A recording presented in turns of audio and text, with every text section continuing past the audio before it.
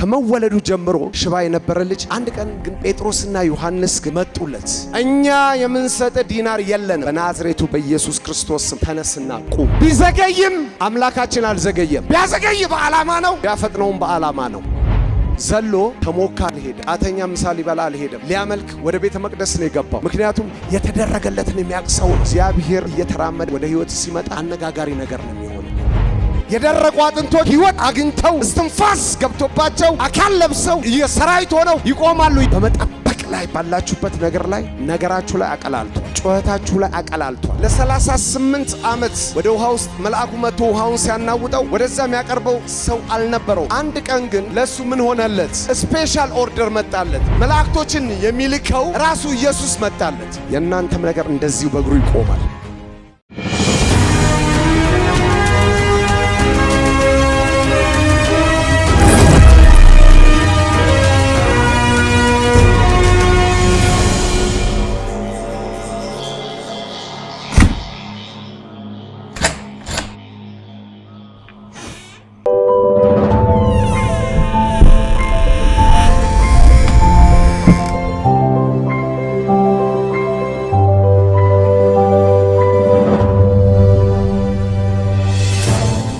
ክብር ለመንፈስ ቅዱስ ይሁን። ትንቢተ ሕዝቅኤል ላይ ነው ዛሬ የሰጠኝ ጌታ የሰጠኝ ቃል። የእግዚአብሔር እጅ በላይ ነበረ፣ እግዚአብሔርም በመንፈሱ አወጣኝ፣ አጥንቶችም በሞሉባቸው ሸለቆ መካከል አኖረኝ። ምን አለ? በመንፈሱ አወጣኝ። የእግዚአብሔር እጅ በመንፈሱ አወጣኝ። ወገኖቼ ለማየት በመንፈስ መውጣት ያስፈልጋል። ሕዝቅኤል ሂድ ተባለ፣ ተላከ፣ በመንፈሱ አወጣው። መጀመሪያ ማየት ያለበትን ነገር እንዲያይ በመንፈሱ አወጣው። ከዛ በኋላ ካወጣው በኋላ መጀመሪያ በመንፈስ መውጣት ያስፈልገናል። በስጋና በጉልበት ልናይ ስለማንችል መንፈሳዊ ነገር በመንፈስ ስለሚታይ በመንፈስ መረዳት ስለሚኖረው መውጣት ነበረበትና በመንፈስ አወጣኝ ብሎ ይናገራል። ቀጠለምና በእነርሱም አንጻር በዙሪያቸው አሳልፈኝ ካለ በኋላ እነሆም በሸለቆው ፊት እጅግ ብዙ ነበሩ፣ እነሆም እጅግ ደርቀው ነበረ። ቀጠልና እርሱም የሰው ልጅ ሆይ እነዚህ አጥንቶች በሕይወት ይኖራሉን አለኝ። እኔም ጌታ እግዚአብሔር ሆይ አንተ ታውቃለህ አልኩት። ከዛ እርሱም እንዲህ አለ፣ በእነዚህ አጥንቶች ላይ ትንቢት ተናገር፣ እንዲህም በላቸው፣ እናንተ የደረቃችሁ አጥንቶች ሆይ የእግዚአብሔርን ቃል ስሙ። እናንተ የደረቃችሁ አጥንቶች የእግዚአብሔርን ቃል ስሙ።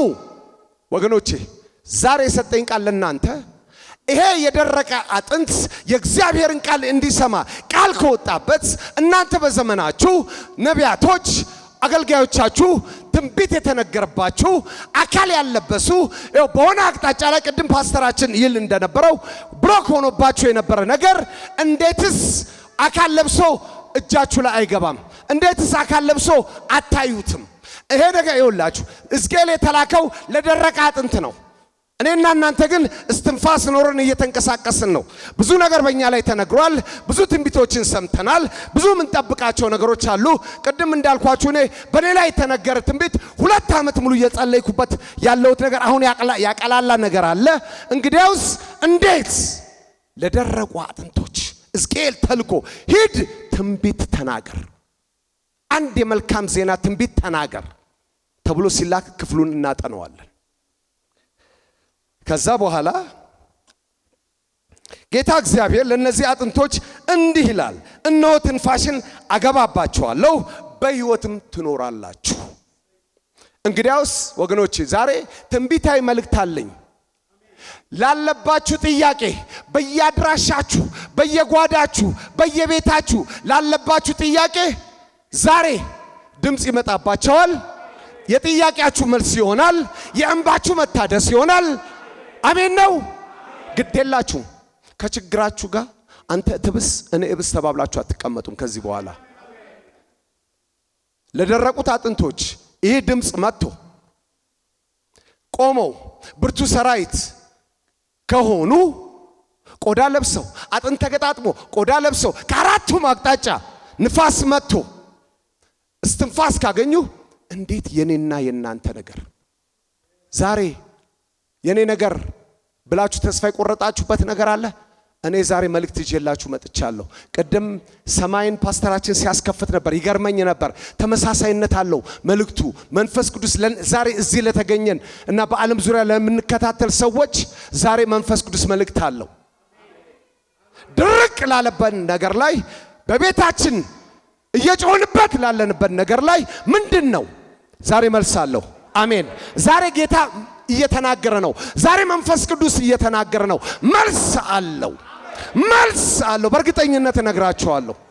ቅድም ፓስተራችን ይናገር ነበር። ሳምንት አንድ ወር የምትሰሙት ነገር አለ። የማይደውልላችሁ ሰው ይደውልላችኋል እያለ ፕሮፌሲ ያወጣ ነበር፣ ቃል ያወጣ ነበር። ክብር ለመንፈስ ቅዱስ ይሁን። ወገኖቼ እንግዲያውስ ለነዚህ ለደረቁ አጥንቶች ይሄን ያህል ታስበው ሰራዊት እንዲሆኑ ቃል ከመጣላቸው የኔና የናንተ ቃልስ የት ሄደ? አሁን አካል መልበስ ይጀምራል። አሁን እጃችን መግባት ይጀምራል። ዛሬ ጉድ ኒውስ ይዤላችሁ መጥቻለሁ። እነግራችኋለሁ። ከዛች ከችግራችን ጋር ተቃቅፈን አንኖርም። ምክንያቱም ወገኖቼ ለምን መሰላችሁ? የምናመልከው አምላክ ኤልሻዳይ አምላክ ነው። ሁሉን ቻይ አምላክ ነው። ኤልሻዳይ ነው። ይችላል፣ ያደርጋል። ዝም ብሎ በሙከራ የሚሞከር አምላክ አይደለም። በእርግጠኝነት የምናገረው ጊዜ እያሳለፍን አይደለም። ጊዜ የምናሳልፍበት ቦታ አተን አይደለም እዚህ የመጣ ነው። የሚሰራ አምላክ ሲሰራ ያየነውን አምላክ አይተን ነው የተጠጋ ነው። አንድ ቀን ለዮሴፍ የደረሰ አምላክ፣ አንድ ቀን ዮሴፍን ከውርደት ወደ ክብር ያመጣ አምላክ እኔንም ያስበኛል ብለን ነው። አሜን ነው የአባቴ ብሩካን፣ አሜን ነው። ይህ በሕይወታችን ላይ ይሆናል። ይህ በሕይወታችን ላይ ይሆናል። ብዙዎቻችን እጁን አይተናል። የተወሰን እጁን ለማየት መተናል። የተወሰን እጁን ደግሞ አይተን መተናል። ለማየት መተናል፣ አይተን መተናል። ገና ይቀጥላል። የአባቴ ብሩካን። ይሄ ራሱ እኮ አንድ ምስክርነት አይደለ? እዚህ ቦታ ላይ እኔ ቆሜ ማገልገል የራሱ አንድ የብዙ እንባ መልስ እኮ ነው ወገኖቼ። እዚህ ለመድረስ ብዙ ተጸልዮአል። እርግጠኛ ነኝ በጸሎቱ ላይ ባልሳተፍ እንኳን እዚህ ቦታ ላይ ለመድረስ በጣም የጸሎት ግሩፕ፣ የቤተ ክርስቲያኑ የጸሎት ግሩፕ በብርቱ ጸልዮአል። መንፈሳዊ ነገር አልጋ በአልጋ አይሆንም። አልጋ በአልጋ አይሆንም። መንፈሳዊ ዋጋ ተከፍሎበታል። ይሄ ህይወት ደም ፈሶበታል። የደም ውጤቶች ነን እዚህ ያለን ጠቅላላ። እኔ ከዛ ጨለማ ህይወት ወደዚህ ልመጣ ደም ፈሶልኛል። የአባቴ ብሩካን እንደ ቀላል የመጣ ነገር አይደለም። ስለዚህ በምን ሁኔታ የአባቴ ሴትና ወንድ ብሩካን እያለፋችሁ ባላቅም ባይገባኝም ግን አንድ ጥሩ ዜና አለኝ።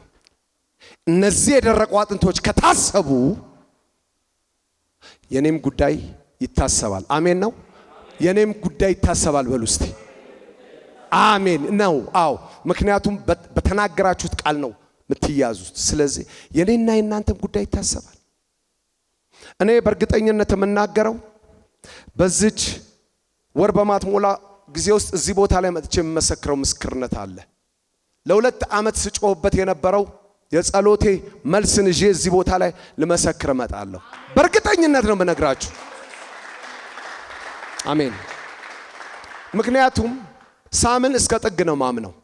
በሙከራ በጥርጣሬ ቴስተር አይደለም። ሳምን ካመንኩ እስከ ጥግ ነው። እግዚአብሔር ተናገረ ነው። ክብር ለመንፈስ ቅዱስ ይሁን ወገኖቼ። ዮሐንስ ወንጌል ምዕራፍ 5 ላይ አይታችሁት የለ? ከመወለዱ ጀምሮ ከእናቱ ማህፀን ከመውጣቱ ጀምሮ ሽባ የነበረ ግን የሐዋርያት ሥራ 3 ላይ ያለው ከመወለዱ ጀምሮ ከእናቱ ማህፀን ጀምሮ ሽባ የነበረ ልጅ ቤተሰቡ ያመጡታል፣ ይለምናል፣ ይመለሳል። ቤተሰቦቹ ያመጡታል፣ ይለምናል፣ ይመለሳል። አንድ ቀን ግን ጴጥሮስና ዮሐንስ ግን መጡለት። ይሄ ሰው መጡለት። እሱ የሚጠይቅ የነበረው እንግዲህ ሽርፍራፊ ሳንቲሞች ሊሆን ይችላል።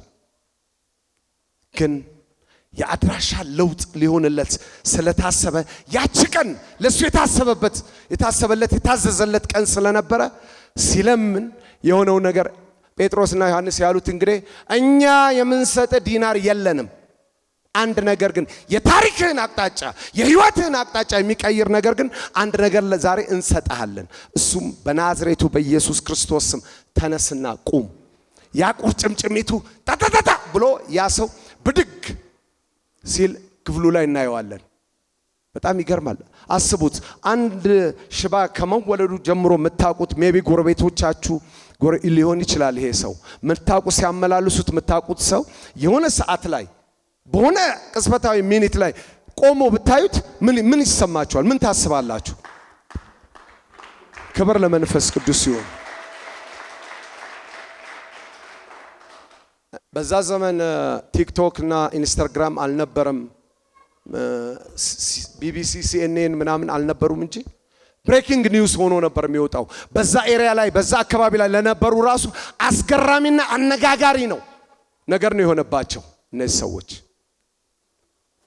ልጁ ግን ያ ይናፍቀው የነበረውን እንደ ሰው እንደ ማንኛውም ሰው ቆሞ ማምለክን ቆሞ መሄድን መራመድን ይናፍቅ ነበርና በጣም እኔ ክፍሉን ሳጠና የገረመኝ ነገር ልንገራችሁ። ዘሎ ተሞካ አልሄደም፣ ቃተኛ ምሳሌ ይበላ አልሄደም፣ ወይ የሆነ ቦታ አልሄደም፣ የሆነ ፓርክ ምናምን አልሄደም። ዘሎ ከነ ጴጥሮስና ከነ ዮሐንስ ጋር ሊያመልክ ወደ ቤተ መቅደስ ነው የገባው። ምክንያቱም የተደረገለትን የሚያውቅ ሰው ነው ወገኖች።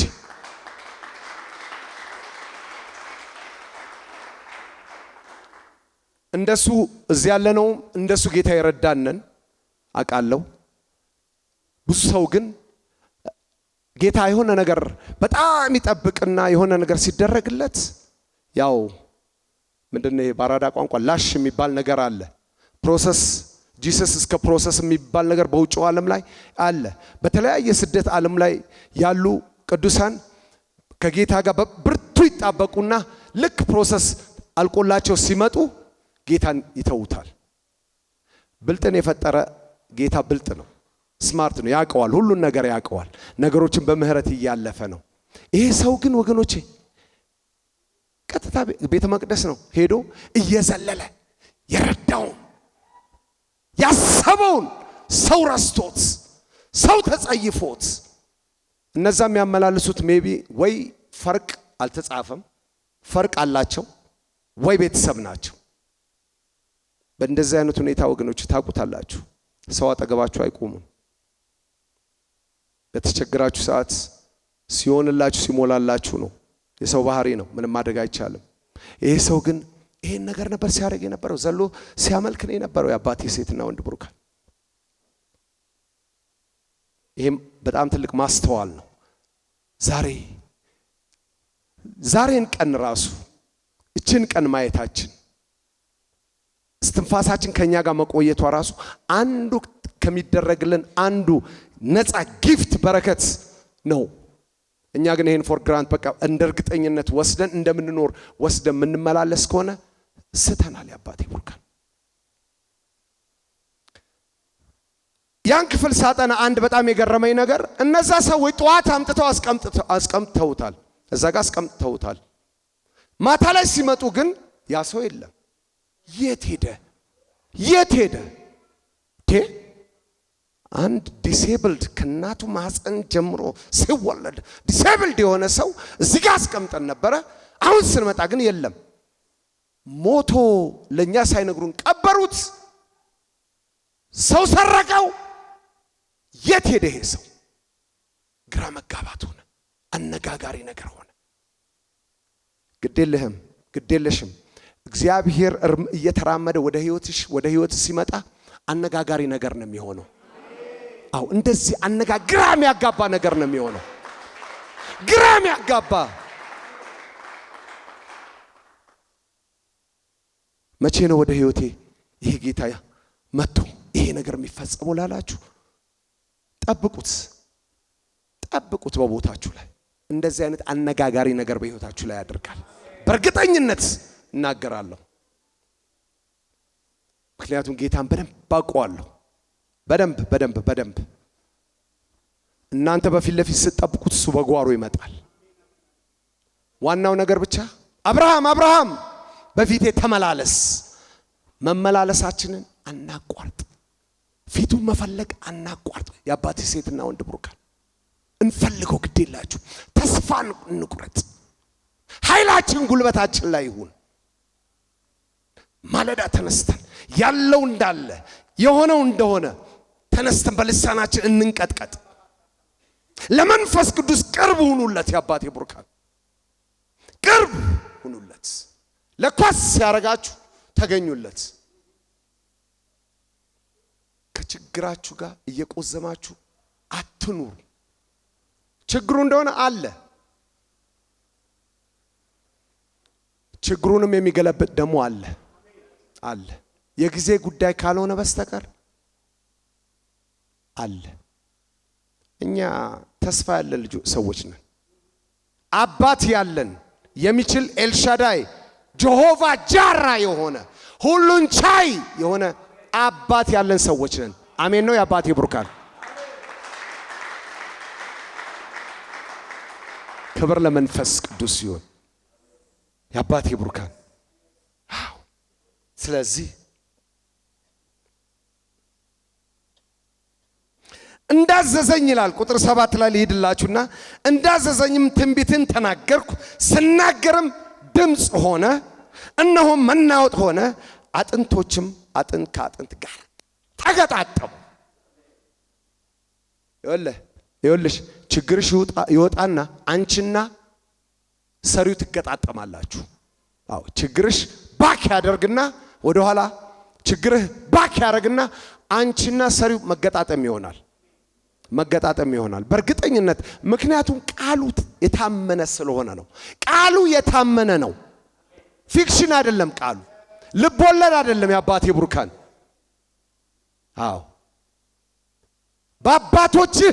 በአባቶችሽ ዘመን የሰራ ይህ ቃል ዛሬም እየሰራ ነው። እያየን ነው።